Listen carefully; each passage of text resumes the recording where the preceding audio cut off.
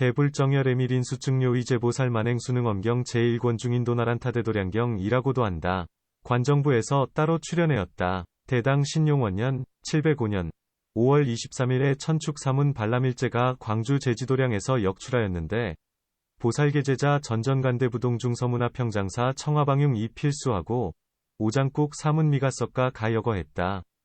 발람일제 한역 현성주 번역 이와 같이 나는 들었다.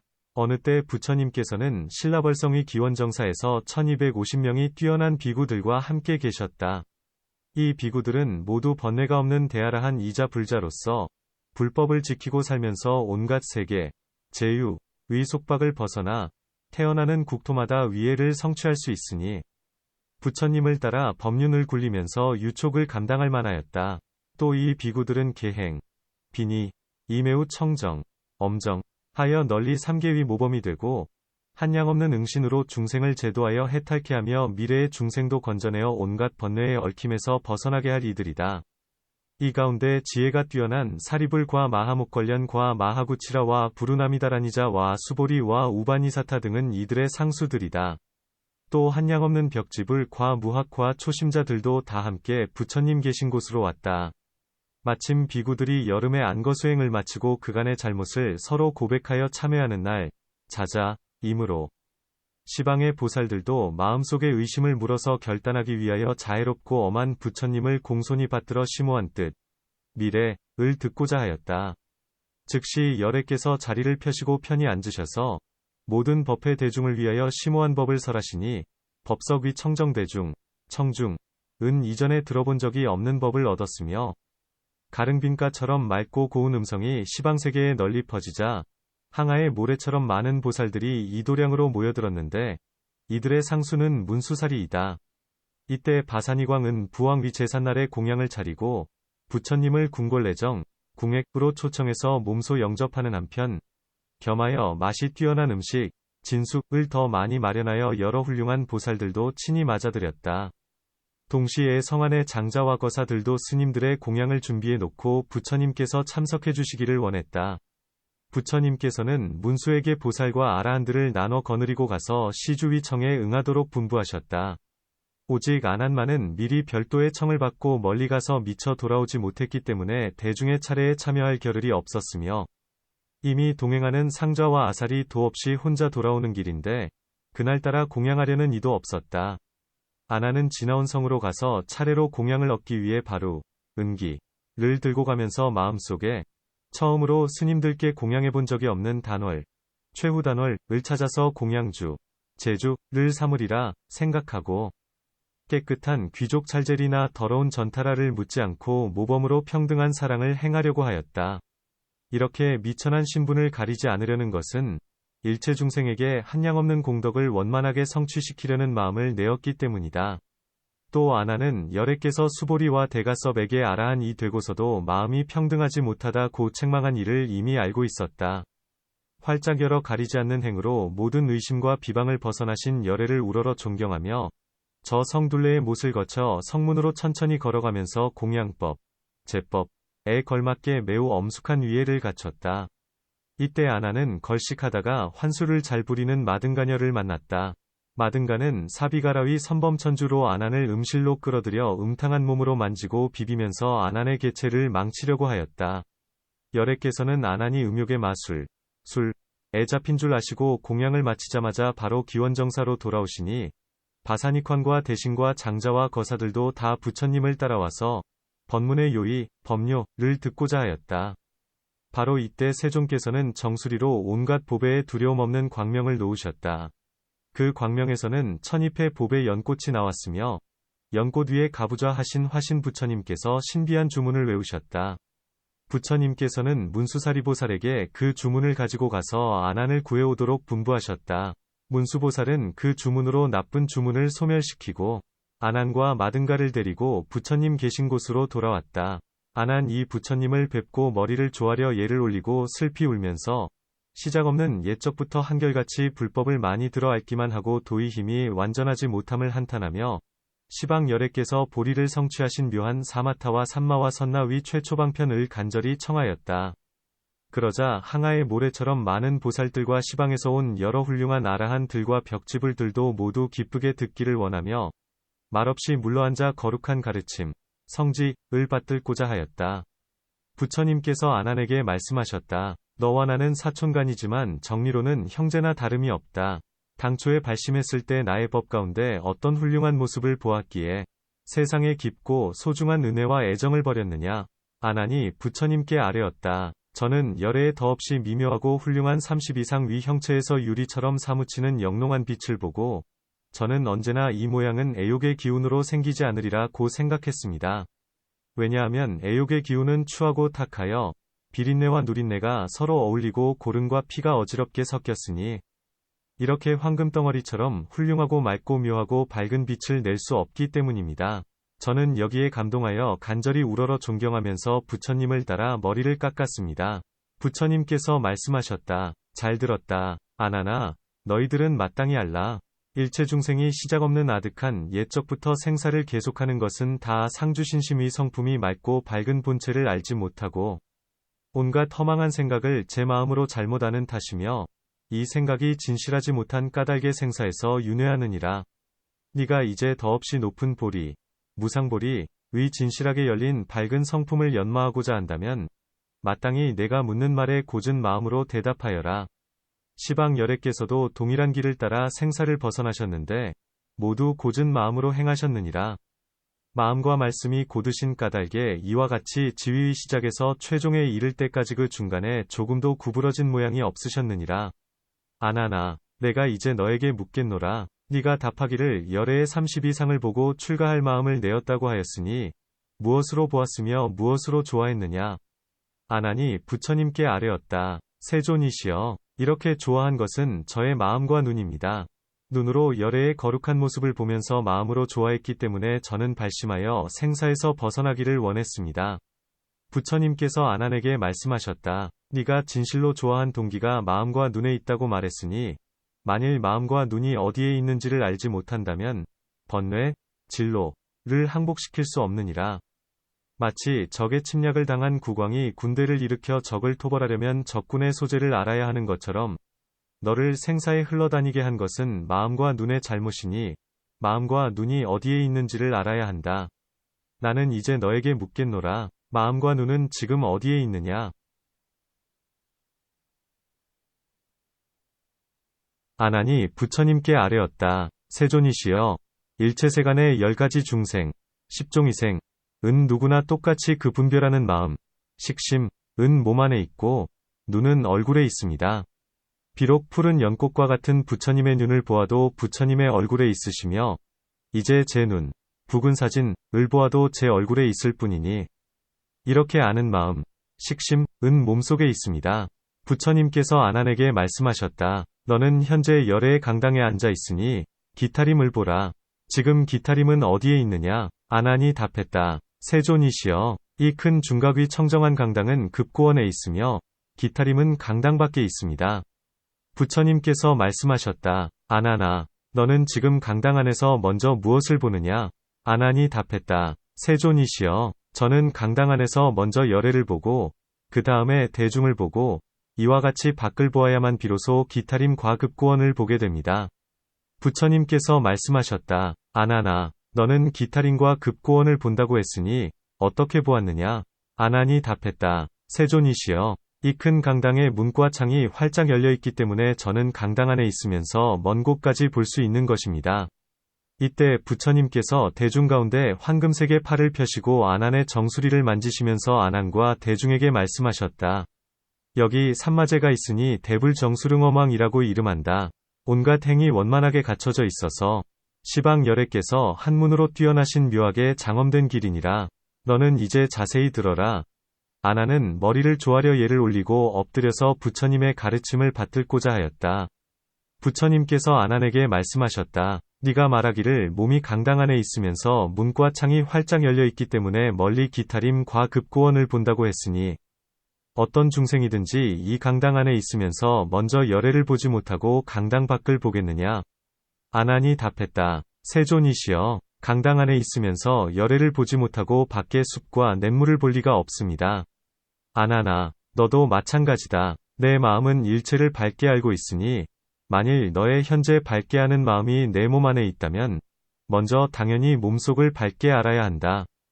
어떤 중생이 먼저 몸속을 보고 나서 바깥 물건을 보겠느냐? 비록 심장, 간장, 비장, 의장은 볼 수 없더라도 손톱이 나고 털이 자라고 근육이 움직이고 맥이 뛰는 정도는 참으로 당연히 밝게 알아야 하는데 어째서 모르느냐? 분명 몸속도 모르는데 어떻게 밖을 알겠느냐? 그러므로 마땅히 알라. 깨닫고 아는 마음이 몸 안에 있다는 내 말은 옳지 않느니라. 아나니 머리를 조아려 부처님께 아뢰었다. 제가 이렇게 부처님의 법문, 법음을 듣고 보니 제 마음이 몸 밖에 있다는 것을 알았습니다. 왜냐하면 방 안에 등불을 켰을 때 그 불빛은 반드시 먼저 방 안을 비추고 나서 그 방문으로부터 뒤에 뜰과 마당까지 비치는 것과 같기 때문입니다. 일체 중생이 몸속을 못 보고 홀로 몸방만을 보는 것은 방 밖에 있는 등불이 방 속을 비추지 못하는 경우와 같겠습니다. 이 뜻은 확실하여 의심할 여지가 없으니 부처님의 분명한 뜻, 묘에, 과 일치하여 잘못이 없으리라 생각합니다. 부처님께서 아난에게 말씀하셨다. 이 비구들은 좀 전에 나를 따라 신라벌성에서 법식대로 공양을 얻고 순걸, 기타림으로 돌아왔다. 나는 이미 공양을 끝냈으나 공양하고 있는 저 비구들을 보아라. 한 사람의 공양으로 모든 사람이 다 배부를 수 있겠느냐? 아난이 답했다. 그렇지 않습니다. 세존이시여. 왜냐하면 이 비구들은 비록 아라한일지라도 몸과 목숨이 똑같지 않은데 어떻게 한 사람의 공양으로 모든 사람이 다 배부를 수 있겠습니까? 부처님께서 아난에게 말씀하셨다. 만일 너의 깨닫고 알고 보는 마음이 참으로 몸 밖에 있다면 몸과 마음은 서로 따로 떨어져서 저절로 상관하지 않으리라. 그러면 마음이 아는 것을 몸은 깨달을 수 없어야 하며 몸이 아는 것을 마음은 알 수 없어야 한다. 너는 이제 내 도라면 손을 보아라. 내 눈이 보면서 마음도 함께 분별하느냐? 아난이 답했다. 예, 분별합니다. 세존이시여. 부처님께서 아난에게 말씀하셨다. 만일 내 눈과 마음이 서로 안다면 어째서 내 마음이 밖에 있다고 하겠느냐? 그러므로 마땅히 알라. 깨달아 아는 마음이 몸 밖에 있다는 내 말은 옳지 않느니라. 아난이 부처님께 아뢰었다. 세존이시여. 부처님께서 말씀하신 대로 몸속을 보지 못하므로 몸 안에 있다고 할 수 없고 몸과 마음이 서로 알면서 서로 떨어져 있지 않기 때문에 몸 밖에 있다고 할 수 없습니다.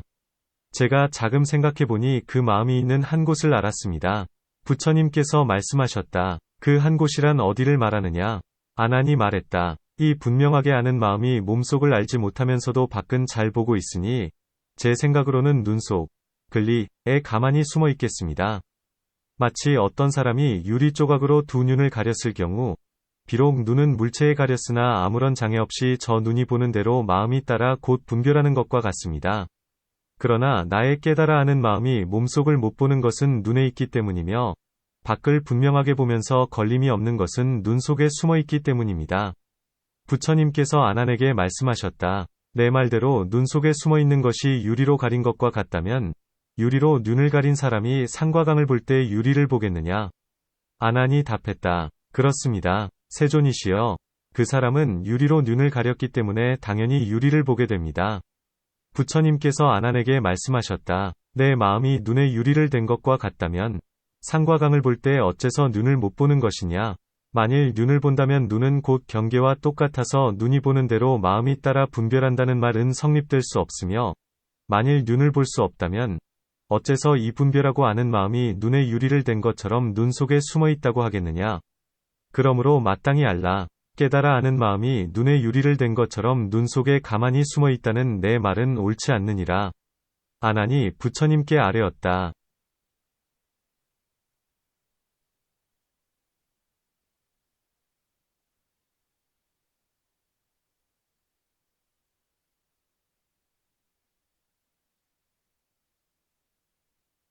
세존이시여. 저는 이제 또 이렇게 생각해 보았습니다. 중생의 몸을 보면 5장, 6부는 속에 들어있고 구멍은 밖에 있으니 부장에 있으면 어둡고 구멍에 있으면 밝습니다. 지금 제가 부처님을 상대하여 눈 뜨고 밝음을 보는 것으로 몸 밖을 본다 하고 눈 감고 어둠을 보는 것으로 몸 속을 본다고 한다면 이 뜻은 어떻습니까? 부처님께서 아난에게 말씀하셨다. 네가 눈을 감고 어둠을 볼 때 이 어두운 경계가 눈과 상대하였느냐? 눈과 상대하지 않았느냐? 만일 눈과 상대했다면 어둠은 눈앞에 있으니 어떻게 몸속이 성립되겠느냐? 만일 눈앞에 어둠으로 몸속이 성립된다고 한다면 해와 달과 등불도 없는 암실에 있을 때는 그 방 안의 어둠은 온통 너의 내장, 초부이겠구나. 만일 어둠이 눈과 상대하지 않았다면 어떻게 보는 것이 성립되겠느냐? 만일 바깥 보는 것을 떠나서 안의 상대가 성립된다 하여 눈 감고 어둠을 보는 것으로 몸속을 본다고 한다면 눈 뜨고 밝은 것을 볼 때는 어째서 얼굴을 못 보느냐? 만일 얼굴을 못 본다면 안을 상대하여 본다는 말이 성립되지 않으리라. 얼굴 보는 것이 성립된다면 이 분별하여 아는 마음은 눈과 함께 허공에 있어야 하는데 어떻게 속을 본다는 말이 성립되겠느냐? 만일 허공에 있다면 그 자체로 내 몸이 아니면 이 열애가 지금 내 얼굴을 보는 것도 마땅히 내 몸이라고 해야 하겠구나. 그렇다면 허공에 있는 내 눈은 이미 안다 해도 당연히 몸은 깨닫지 못해야 한다. 네가 끝까지 고집하여 몸과 눈이 둘 다 안다고 한다면 당연히 두 아는 작용이 있어야 하고 너 한 사람이 마땅히 두 부처를 이뤄야 하리라. 그러므로 마땅히 알라. 어둠을 보는 것으로 몸속을 본다는 내 말은 옳지 않느니라. 아난이 말했다. 저도 항상 들었습니다. 부처님께서 사부대중에게 말씀하시기를 마음이 생기기 때문에 여러 가지 법이 생기고 법이 생기기 때문에 여러 가지 마음이 생긴다고 하셨습니다. 저는 지금 이 말씀을 생각하였으며 이 생각하는 자체가 바로 제 심성이니 합하는 곳을 따라서 마음이 따라 있을 뿐 안과 밖과 중간에 세 곳에 있는 것이 아닙니다. 부처님께서 아난에게 말씀하셨다. 네가 지금 법이 나기 때문에 여러 가지 마음이 생긴다고 하여 합하는 곳을 따라서 마음이 따라 있다고 한다면 이 마음이 자체가 없으면 합할 곳이 없을 것이며 만일 자체가 없어도 합할 수 있다고 한다면 19개가 칠진을 따라 합한다는 말이니 전혀 뜻이 되지 않는다. 만일 자체가 있다면 너는 손으로 내 몸을 찔러 보아라. 내 아는 마음이 안에서 나오느냐, 밖에서 들어오느냐. 안에서 나온다면 몸속을 보아야 하고 밖에서 들어온다면 마땅히 얼굴을 보아야 한다. 아난이 말했다. 보는 것은 눈이고 마음으로 아는 것은 눈이 아닌데 마음이 본다는 것은 이치에 맞지 않습니다. 부처님께서 말씀하셨다. 만일 눈만으로도 볼 수 있다면 네가 방 안에 있을 때 문만으로 볼 수 있겠느냐? 그렇다면 이미 죽은 사람들도 아직 눈을 가지고 있으니 마땅히 다 물건을 보아야 하리라. 만일 물건을 본다면 어찌 죽었다고 하겠느냐? 아나나, 또 너의 깨달아 아는 마음이 만일 분명 자체가 있다면 그 체는 하나이냐, 여럿이냐? 지금 내 몸에 두루 한 채냐, 두루 하지 않는 채냐? 만일 체가 하나라면 너는 손으로 한 팔, 일찍을 찔렀을 때 사지가 다 느껴야 하고 만일 다 느낀다면 마땅히 찌른 자리가 따로 없으리라. 만일 찌른 자리가 따로 있다면 체가 하나란 뜻은 저절로 성립될 수 없다. 만일 체가 여럿이라면 여러 사람이 될 텐데 어느 체를 너라고 하겠느냐? 만일 내 몸에 두루 한 채라면 앞서 한 팔을 찔렀을 때처럼 몸 전체가 다 느껴야 할 것이며 만일 내 몸에 두루 하지 않는 채라면 너는 머리를 만지면서 발도 만져보아라. 머리가 만지는 줄 안다면 발은 당연히 만지는 줄을 몰라야 하지만 너는 지금 그렇지 않으리라. 그러므로 마땅히 알라. 합하는 곳을 따라서 마음이 따라 있다는 내 말은 옳지 않느니라. 아난이 부처님께 아뢰었다. 저도 들었습니다만 부처님께서는 문수 등 모든 법왕자와 더불어 실상을 담론하시면서 마음은 안에 있는 것도 아니고 밖에 있는 것도 아니다라고 하셨습니다. 제가 이 말씀을 따라 생각해보니 마음이 안에 있다면 몸속을 못 보고 밖에 있다면 서로 알지 못하며 몸속을 알지 못함으로 안에 있다고 할 수 없고 몸과 마음이 서로 알기 때문에 밖에 있다고 해도 옳지 않습니다. 이제 몸과 마음이 서로 알면서도 몸속을 못 보니 마음은 당연히 중간에 있겠습니다. 부처님께서 말씀하셨다. 너는 마음이 중간에 있다고 하였으니 그 중간이란 애매하지 않아서 반드시 일정한 곳이 없지 않으리라. 지금 너는 중간을 찾아보아라. 중간이 어디에 있느냐? 딴 곳에 있느냐? 내 몸에 있느냐? 만일 몸에 있다면 몸 주변이면 중간이 아니면 몸속이면 내장을 보아야 한다. 만일 딴 곳에 있다면 표시할 수 있느냐? 표시할 수 없느냐? 표시할 수 없으면 중간이 없는 것이며 표시한다 해도 일정하지 않으리라.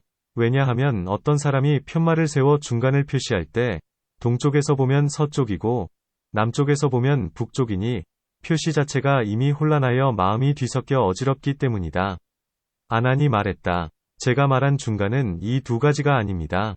세존께서 눈과 색 이 인연, 연, 하여 안식이 생긴다고 말씀하신 바와 같이 눈에는 분별작용이 있고 색경계, 색진, 는 아는 작용이 없는 데서 식이 그 중간에서 생기므로 이 중간을 마음이 있는 곳이라고 한 것입니다. 부처님께서 말씀하셨다. 내 마음이 만일 눈과 색경계의 중간에 있다면 이 마음 자체는 눈과 색의 둘, 이, 근진을 겸했느냐, 둘을 겸하지 않았느냐. 만일 둘을 겸했다면 색, 물, 진, 과 눈, 체, 근, 이 어지럽게 섞일 뿐 아니라 색, 물, 진, 은, 눈, 체, 근, 의 분별작용, 지, 이 아니니 색의 무지와 눈의 분별이 딴 편으로 갈라설 텐데 어찌 중간이 되겠느냐. 둘을 겸하지 않았다면 눈의 분별, 지, 도색의 무지, 부지, 도 아니어서 자체의 성품이 없는데 중간이란 어떤 모양이냐. 그러므로 마땅히 알라. 마음이 중간에 있다는 내 말은 옳지 않느니라. 아난이 부처님께 아뢰었다. 세존이시여, 제가 예전에 들으니 부처님께서 목걸련과 수보리와 부르나와 사리불 등 네 제자와 함께 법륜을 굴리시면서 깨닫고 알고 분별하는 마음은 안에도 있지 않고 밖에도 있지 않고 중간에도 있지 않아서 어디에도 있는 곳이 없다고 하셨습니다. 이것은 일체 무착이 마음이라는 뜻이니 제가 이 무착을 마음이라고 하면 어떻겠습니까? 부처님께서 아난에게 말씀하셨다. 내 말대로 깨닫고 알고 분별하는 마음이 어디에도 있지 않다면 세상과 허공의 물과 육지에서 날아다니고 기어다니는 온갖 물상을 일체라고 하는데 네가 집착하지 않는다는 것은 일체가 있는 데서 집착하지 않는다는 말이냐? 일체가 없는 데서 집착하지 않는다는 말이냐? 일체가 없는 데서 집착하지 않는다면 거북이의 털과 토끼의 뿔처럼 아무것도 없는데 무엇을 집착하지 않는다고 하겠느냐? 또 일체가 있는 데서 집착하지 않는다면 집착하지 않는다고 할 수 없으리라. 모양이 없으면 아무것도 없는 것이고 없지 않으면 모양이 있는 것이며 모양이 있으면 마음이 있으니 어찌 집착이 없다고 하겠느냐. 그러므로 마땅히 알라. 일체에 집착이 없는 것을 깨닫고 아는 마음이라는 내 말은 옳지 않느니라. 그러자 아난이 대중 가운데 있다가 곧 자리에서 일어나서 옷을 걷어 오른쪽 어깨를 드러내어 오른 무릎을 땅에 대고 합장하여 공손하게 부처님께 아뢰었다. 저는 부처님의 가장 어린 아우로서 부처님의 자애로운 혜택을 입고 비록 지금 출가했다고 하나 오히려 귀연만을 믿고 많이 듣고 알기만 하다가 여태껏 무루법, 무루를 얻지 못했습니다. 그런 가운데 사비기라주를 꺾지 못하고 마등가 의홀림을 당하여 음실에 빠졌으니 이것은 진실한 경지, 진제로 가는 길을 몰랐기 때문입니다.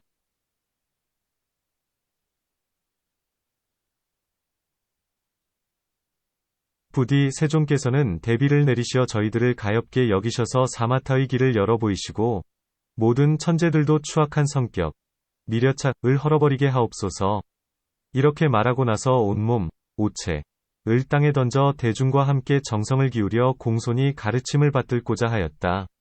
이때 세존께서는 얼굴에서 여러 가지 광명을 놓으셨다.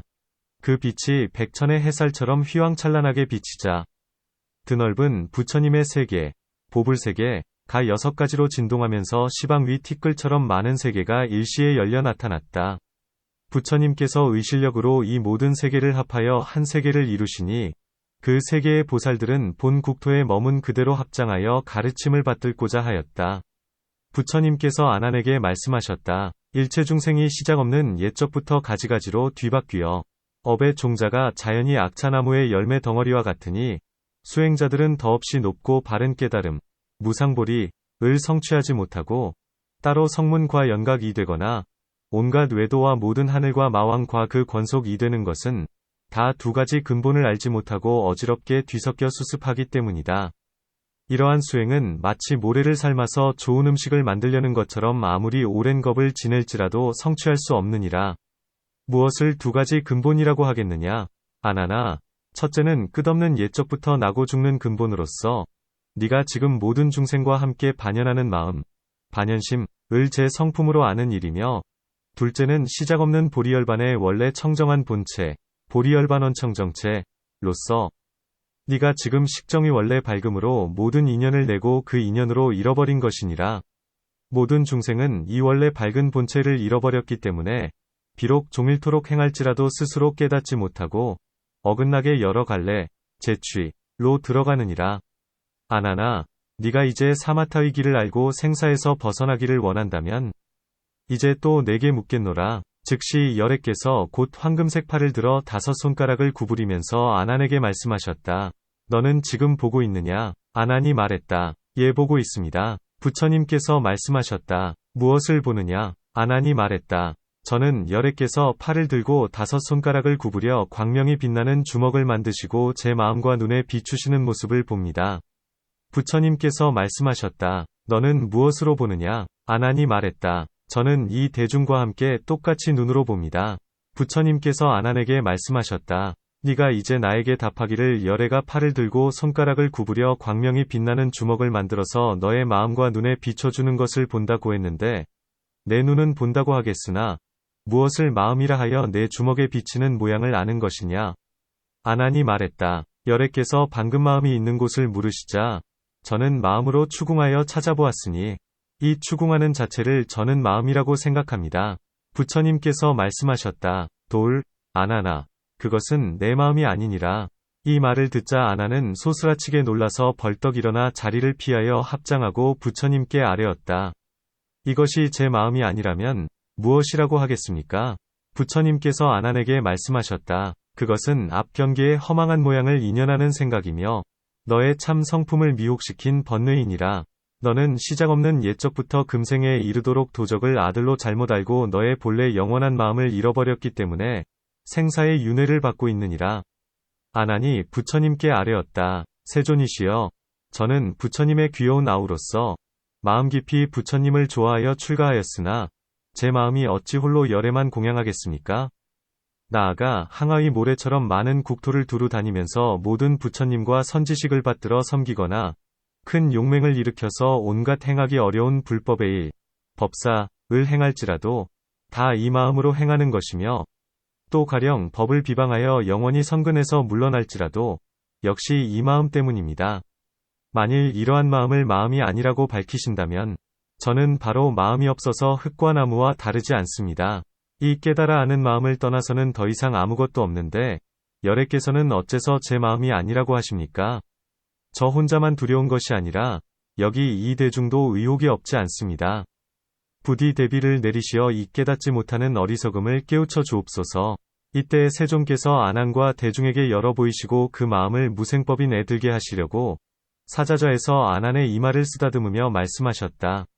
이 열애는 항상 모든 법이 생겨나는 것은 유심에서 나타난 경계이며 일체인과 와색에 미지는 마음으로 자체를 이룬다 고 설해왔노라. 아나나.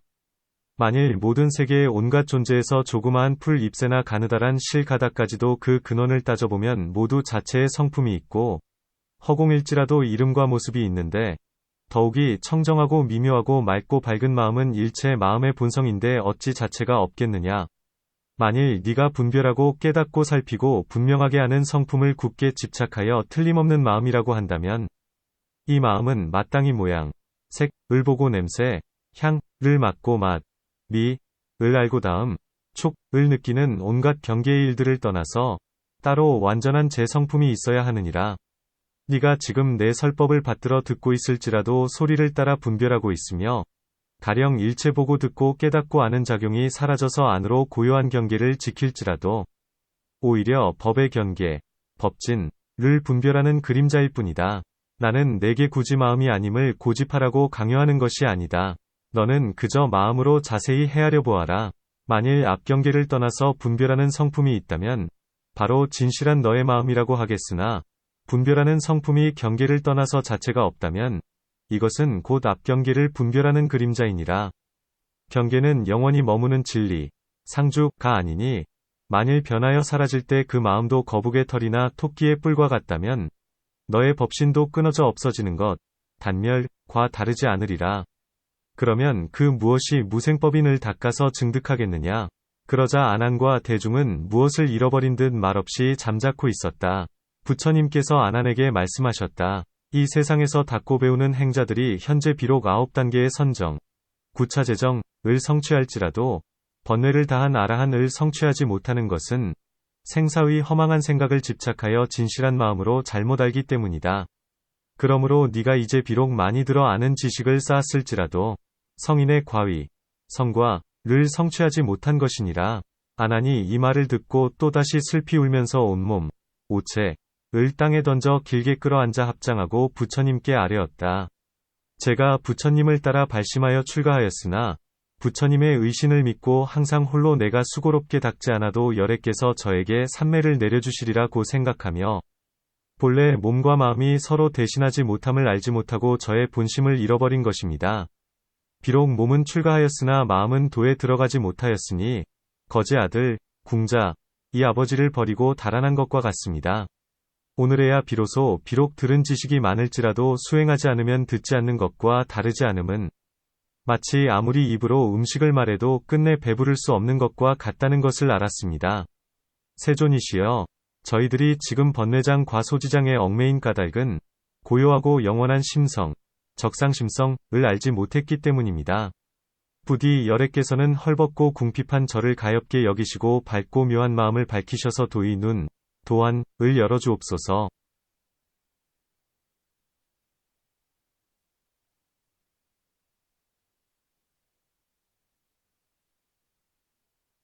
즉시 열애께서는 가슴에 만자에서 보배로운 광명을 놓으셨다. 백천색으로 어우러진 그 찬란한 광명은 일시에 시방의 티끌처럼 많은 부처님의 세계에 두루 퍼져서 시방의 온갖 보배로운 국토, 보찰에 계신 모든 열애의 정수리를 두루 비춘 뒤에 다시 돌아와 아난과 모든 대중을 비췄다. 부처님께서 아난에게 말씀하셨다. 나는 이제 너를 위하여 위대한 법의 깃대를 세우리라. 따라서 시방의 일체 중생도 미묘하고 심오한 성품의 맑고 밝은 마음을 얻게 하여 청정한 안목을 밝히도록 하리라. 아난아, 너는 좀 전에 나에게 광명이 빛나는 주먹을 본다고 답했는데 이 주먹에 광명이 있는 까닭은 무엇이며 어떻게 주먹이 되었으며 또 너는 무엇으로 보았느냐? 아난이 말했다. 연부당금과 같은 부처님의 온몸이 보배산처럼 붉어서 청정한 빛을 내시기 때문에 광명이 있으시며 저는 그 모습을 눈으로 보았습니다. 또 5손가락을 구부려 쥐시고 사람들에 보여주셨기 때문에 주먹 모양이 있는 것입니다. 부처님께서 아난에게 말씀하셨다. 이 열애는 오늘 신뢰를 드러내게 알려주리라. 지혜 있는 사람이라면 이 비유로 반드시 깨달을 수 있어야 한다. 아난아, 비유하면 나의 주먹과 같다. 만일 내 손이 없다면 내 주먹을 만들 수 없으며 내 눈이 없다면 너는 볼 수 없으리라. 이와 같은 이치로 내 눈을 내 주먹에 비교한다면 그 뜻이 같겠느냐? 아난이 말했다. 예, 그렇습니다. 세존이시여, 제 눈이 없다면 저는 볼 수 없으므로 제 눈을 열애의 주먹에 비교한다면 실제 사와 뜻이 서로 같겠습니다. 부처님께서 아난에게 말씀하셨다. 너는 서로 같다고 했으나 이 뜻은 그렇지 않다. 그 까닭은 만일 손이 없는 사람이라면 전혀 주먹을 만들 수 없으나 눈이 없는 사람은 전혀 못 보는 것이 아니기 때문이다. 그 이유를 말하리라. 네가 시험 삼아 길거리로 가서 맹인들에게 당신은 무엇을 봅니까? 라고 묻는다면 그 맹인들은 너에게 나는 지금 눈앞에 캄캄함만 볼 뿐 그 밖에 아무것도 보이지 않습니다. 라고 대답하리라. 이 뜻으로 보면 앞경계가 스스로 어두울 뿐 보는 작용이야 무엇이 모자라겠느냐? 아난이 말했다. 맹인들의 눈앞이 캄캄함을 어째서 본다고 하십니까? 부처님께서 아난에게 말씀하셨다. 눈의 기능이 없는 맹인들이 보는 캄캄함과 눈의 기능이 있는 사람이 암실에서 보는 캄캄함을 비교하면 두 캄캄함은 다르겠느냐? 다르지 않겠느냐? 아난이 말했다. 그렇습니다. 세존이시여, 암실에 있는 사람을 저 맹인들과 비교하면 두 캄캄함은 조금도 다르지 않습니다. 부처님께서 말씀하셨다. 만일 눈먼 사람이 눈앞의 캄캄함만 보다가 호련히 눈빛을 얻고 다시 앞경계에서 갖가지 물체를 보았을 때 이를 눈이 본다고 한다면 저 암실에 있는 사람이 눈앞의 캄캄함만 보다가 호련히 등빛을 얻고 앞경계에서 갖가지 물체를 본다면 당연히 등이 본다고 해야 하리라. 만일 등이 본다면 보는 능력은 등에 있으니 자연히 등이라고 이름할 수 없으며 또 등이 보는 것이니 너와 무슨 상관이냐? 그러므로 마땅히 알아야 한다. 등은 빛을 드러낼 수 있으나 이렇게 보는 작용은 이 눈이요 등이 아니면 눈은 색을 드러낼 수 있으나 이렇게 보는 성품은 이 마음이요 눈이 아니니라. 아난이 또 이 말을 듣자 대중과 함께 비록 입으로는 이미 할 말이 없어졌으나 마음으로는 아직도 깨닫지 못하였으니 오히려 열애께서 자비하신 음성으로 설해주시기를 바라면서 합장하여 마음을 비우고 부처님의 자비로운 가르침을 기다렸다. 이때 세존께서 그물 모양처럼 무늬 져서 도라면처럼 부드럽고 광명이 빛나는 손을 들어 5손가락을 펴시면서 아난과 대중에게 명하셨다. 내가 처음 도를 이루고 노곤에서 아야다 등 5비구와 너희들 사부대중에게 말하기를 일체 중생이 보리와 아라한을 이루지 못함은 다 객진번뇌 위 잘못 때문이니라고 했을 때 너희들은 당시에 무엇을 근거로 깨달았기에 거룩한 과위, 성과를 이뤘느냐? 이때 교진나가 일어서서 부처님께 아뢰었다. 제가 지금 장로로서 대중 가운데 홀로 잘 아는 사람으로 널리 알려진 것은 객진이 2글자를 깨닫고 과위, 과를 성취했기 때문입니다. 세존이시여, 비유를 들어 말하면 나그네가 여정에 머물러서 자기도 하고 먹기도 하다가 자고 먹는 일이 끝나면 편안히 머무를 여가도 없이 짐을 싸서 길을 떠나지만 주인은 멀리 떠나는 일이 없는 것과 같습니다. 이와 같이 사유해보면 머물지 않는 것은 나그네이고 머무는 것은 주인이니 머물지 않는 것을 객위 뜻으로 생각하였습니다.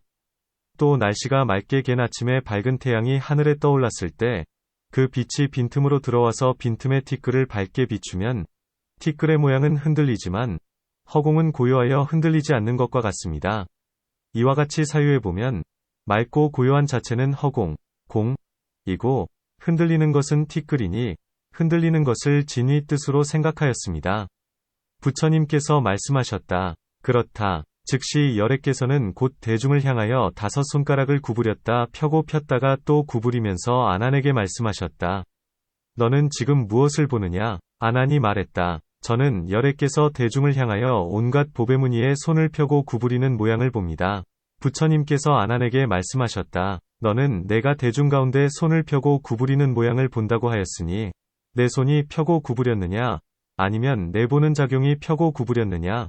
아난이 말했다. 세존께서 보배의 손을 대중 가운데 펴고 구부리시니 저는 열애의 손이 스스로 펴고 구부리는 모양을 보았을 뿐 저의 보는 성품은 폈거나 구부린 일이 없습니다.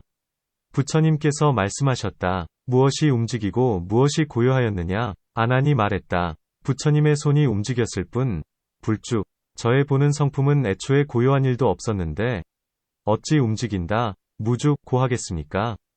부처님께서 말씀하셨다. 그렇다. 열애께서는 여기에 손바닥으로 한 줄기 보배의 광명을 날려서 아난의 오른쪽에 보내시니 아난은 머리를 돌려 오른쪽을 보았고 또 한 줄기 보배의 광명을 날려서 아난의 왼쪽에 보내시니 아난은 머리를 돌려 왼쪽을 보았다. 부처님께서 아난에게 말씀하셨다. 지금 내 머리가 어째서 좌우로 흔들렸느냐? 아난이 말했다. 열애께서 미묘한 보배의 광명을 날려서 저의 왼쪽과 오른쪽에 보내시니 저는 그 광명을 보느라고 저절로 머리가 좌우로 흔들렸습니다. 부처님께서 말씀하셨다. 아난아, 너는 열애의 광명을 보느라고 머리가 좌우로 흔들렸다고 하니 내 머리가 흔들렸느냐? 아니면 내 보는 성품이 흔들렸느냐? 아난이 말했다. 세존이시여, 제 머리가 저절로 흔들렸을 뿐 저의 보는 성품은 애초에 멈춘 일도 없었는데 어찌 흔들린다고 하겠습니까?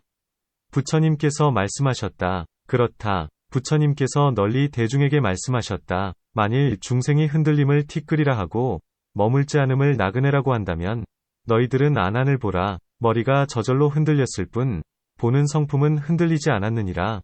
또 너희들은 나를 보라. 손이 스스로 펴고 구부렸을 뿐 보는 성품은 폈거나 구부리지 않았느니라. 그럼에도 어째서 너희들은 지금 움직임을 몸으로 삼고 흔들림을 경계로 삼아서 처음부터 끝까지 생각마다 생하고 멸하는 가운데 진실한 성품을 잃어버리고 거꾸로 일을 행하는 것이냐? 이렇게 심성 이 진실을 잃고 물체를 자신으로 알아서 그 속을 윤회하며 스스로 흘러다니는 것이니라.